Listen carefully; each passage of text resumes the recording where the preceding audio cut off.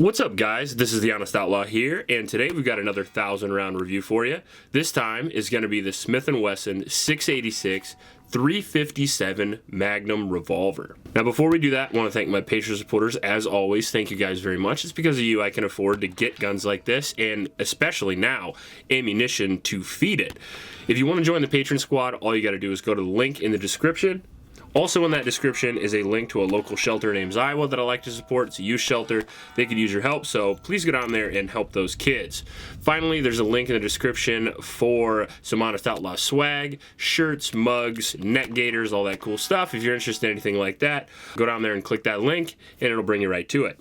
Now, the Smith and Wesson 686 is not a new gun. It has been around for quite a while, and it is a revolver, which is not usually what I review on this channel. However, the Smith and Wesson 686, for many reasons which we'll describe in this video, is my personal favorite revolver. It's not the only one I like. I have some Rugers, I've got some Colts and things like that, but it is probably overall my favorite just to go out and shoot on the range. This particular revolver here is a 6-round 357 Magnum, as you can see there, all the cylinders right there, and it's got a 6-inch barrel. Now, there are Smith and Wesson revolvers that have more rounds than that, sometimes 7, sometimes 8. But this one is your classic 6-shooter. I like the 6-inch barrel just because it's a little bit heavier, longer sight radius, and it makes just the shooting experience a little more pleasurable. Obviously, if you're going to carry the gun for a concealed carry or something, you're going to want a shorter barrel. They come in many barrel lengths, anywhere from 2.5 all the way up to God knows what. But I personally like the 6-inch, and it is my favorite, not just for the shooting experience, but I think it looks the best as well.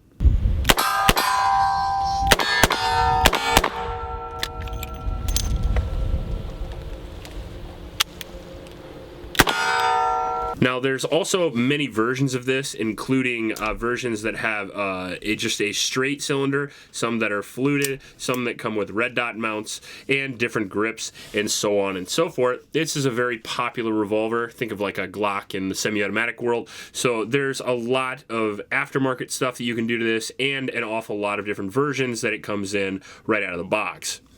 This is an L frame, it's a steel frame, so it's 44 ounces, which makes it a very hefty gun, 2 ounces heavier than something like a 1911, and because of that, it handles recoil very well, which we're going to get into in a minute, but again, it is going to be something that you may want to reconsider if you're thinking about concealed carry.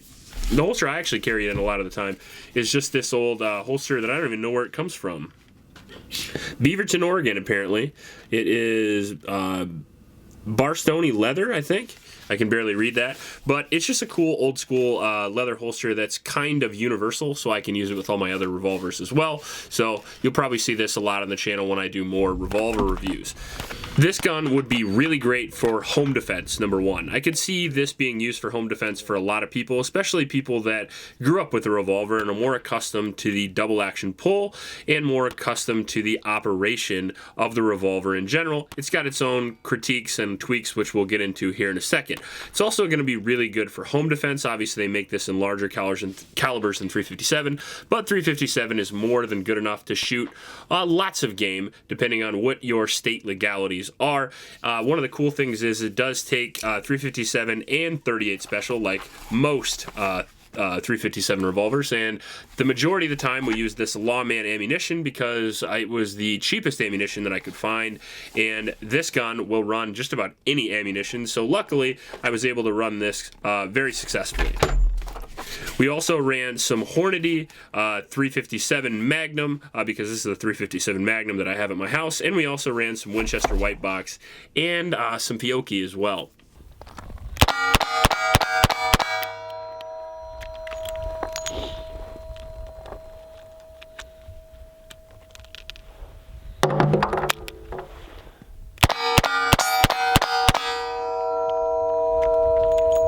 Lastly, it would be pretty good for open carry if you're into that kind of thing. Personally, I'm not the biggest open carry guy just simply because it seems tactically inferior to me. And what I mean by that is I've seen an awful lot of videos where people get their open carry gun taken from them without even knowing there's a situation going on, and then their gun is used against them. So as far as concealed carry goes, it's a little more uncomfortable, yes, and you can't carry a big old hog leg But what you can do is not get shot by your own gun most of the time, so I prefer concealed carry myself, but you can do what you like, and especially in areas like wooded areas like Oregon and Montana and Utah, in places where people are not, and you're carrying mostly for bear defense, mountain lions, stuff like that.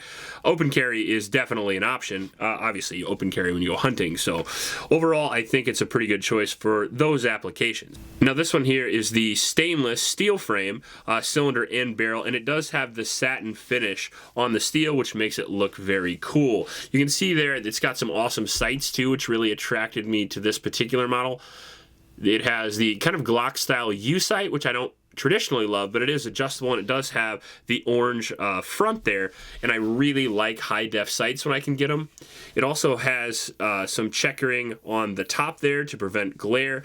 It came with a really comfortable rubber grip. Now, the rubber grips don't look super nice. They don't look like the awesome wood grips in the classic look. However, they are really comfortable, and for the shooting experience, I really like that.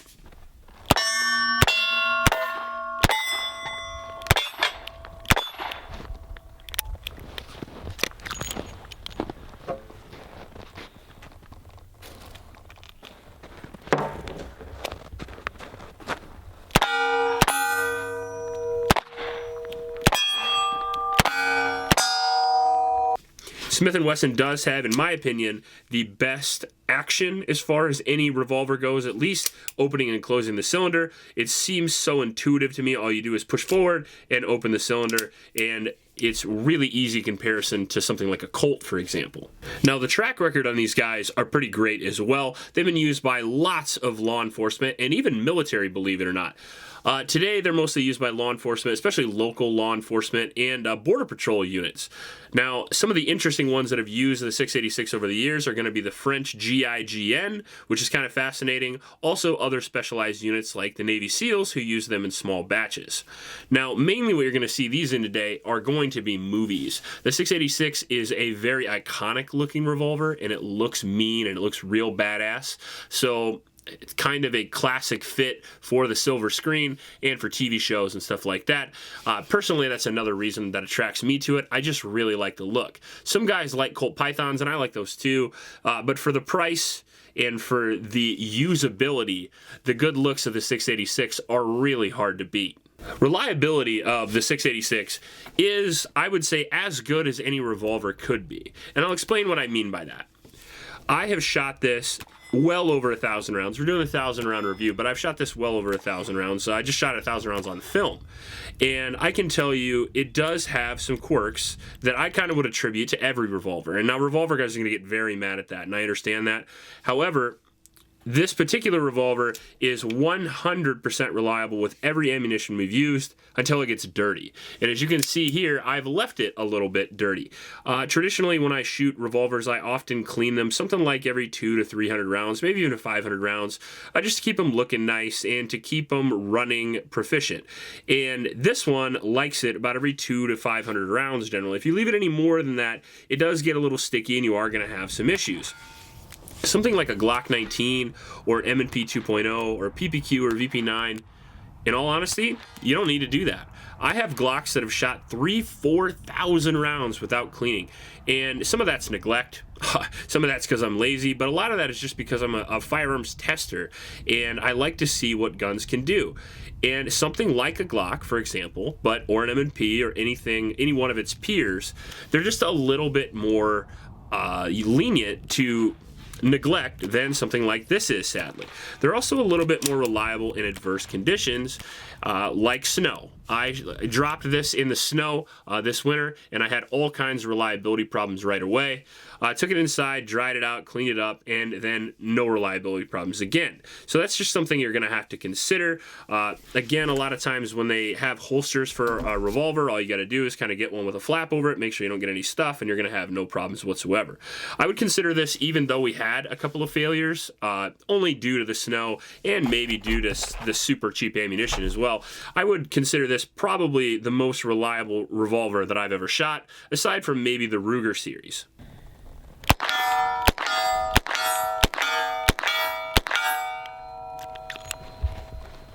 Oh,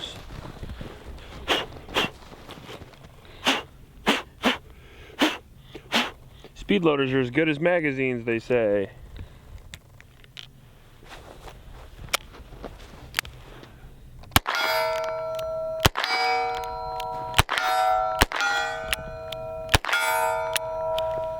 There goes that legendary Revolver reliability right out the window. One drop in snow. That's kind of the problem with Revolvers, is there's a lot of mystique around them. They're very simple, and they are extremely reliable if well maintained, especially in concealed carry oriented uses. Problem with it is, if you use it out in the cold, in the snow, in the mud, in the rain, and all the things that, I hate to say it, a Glock would conquer, this might not necessarily do the same thing.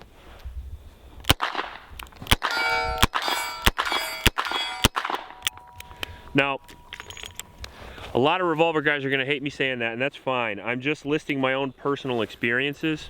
And my own personal experiences with Revolvers are that they're not very suited to adverse conditions. And I would argue that, you know, military service has also kind of moved toward the semi-auto over the last 100 years for, you know, not just capacity reasons, but if you're going to see adverse conditions, you're probably going to see it, for a civilian, probably in a hunting type situation. And in that case, it's an easy fix. All you really have to do is not drop your gun in the snow or water, and also use a holster that has a top cover over it. So if it does start raining or something, you don't have to worry about it.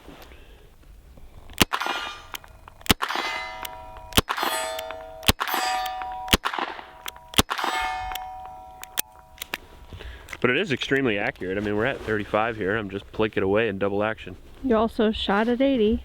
It's true. No problem. Here we are acting like 30 yards is spectacular when you were doing it at 80. Well, a lot of people don't even go to 30 yards. You know, most ranges, indoor ranges, go to 25 yards, and that's pretty much it. Now, the accuracy on something like this is pretty outstanding if you know how to use it. And that's a big caveat, because a double action trigger is very difficult to use if you've never used one before. If all you've ever shot is a 1911 or maybe a precision rifle with like a 1.5 pound trigger, you are not going to be prepared for the long, slow 12 poundish double action pull of your average Revolver. Now this one's a little bit nicer. It's around 10 pounds or so. And if you stage it correctly, if you get it right up to the break, and then break, you can shoot it very accurately.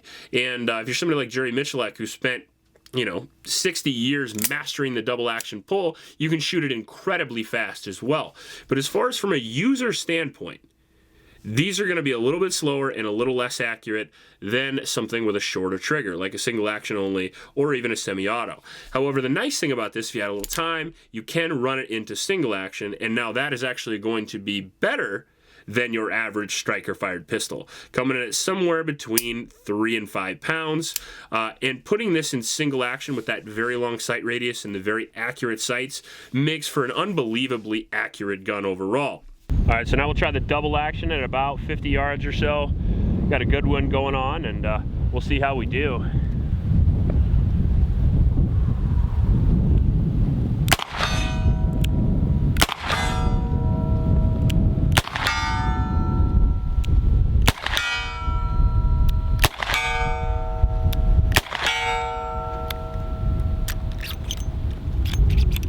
Six for 6 is not so bad. I thought Revolvers and double action were inaccurate. I thought that's what the internet told me. Couldn't quite possibly be that the internet's wrong. It's almost like it's up to the shooter.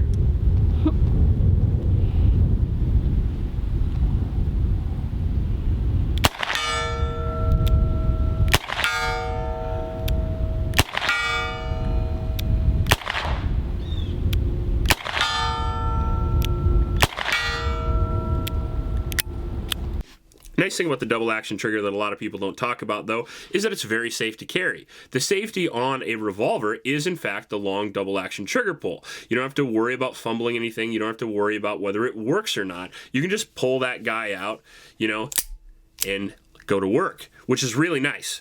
It gives you a real sense of, I guess, calmness, knowing that when you pull this gun out, almost no matter what, it's going to work. Another nice thing is there's no slide reciprocating back and forth. So if you do get in an entanglement or you do have to shoot through a shirt or something like that, you're going to have no issues with this whatsoever.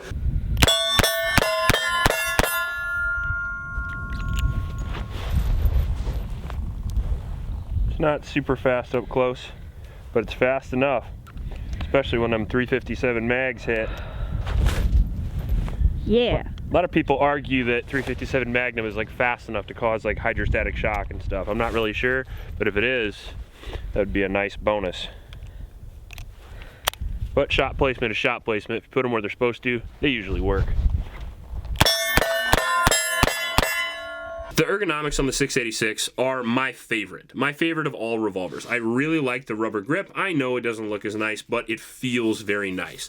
The action itself is extremely smooth. The trigger is very nice right out of the box, and the cylinder comes out very nice, and I really like the Smith and Wesson controls as well. Another thing I really like is that the hammer is long and it is serrated. So when you go to single action, you can either go with your dominant hand, or what I like to do when I'm shooting is leave my hand down here and then come up with my support hand, and that way I can kind of fan the hammer faster, and that's just kind of a holdover from my single action shooting days, which is, believe it or not, the most time I have on revolvers is actually single actions. I like them the best. I have an Berthe, and I do have a Colt single action, which we will be doing a review on here shortly. But double action is cool. I personally like single action for the accuracy, but double action is obviously going to be faster. It's way faster just to pull a trigger than it is to fan the hammer every time. So for a self-defense style gun, if you're going to get a revolver, definitely go double action. Now when we get into speed here, we're going to be talking about the trigger, and we're going to be talking about the reloads, and we're going to be talking about capacity. And in all of those categories, yes, you can shoot them fast. Yes, I know Jerry Mitchell exists. However, it's going to take a lot more skill to pull this trigger as fast as somebody could pull a Glock 34, or especially a 1911 or a 2011. So you're going to lose a little bit of points here on the speed of repeat shots.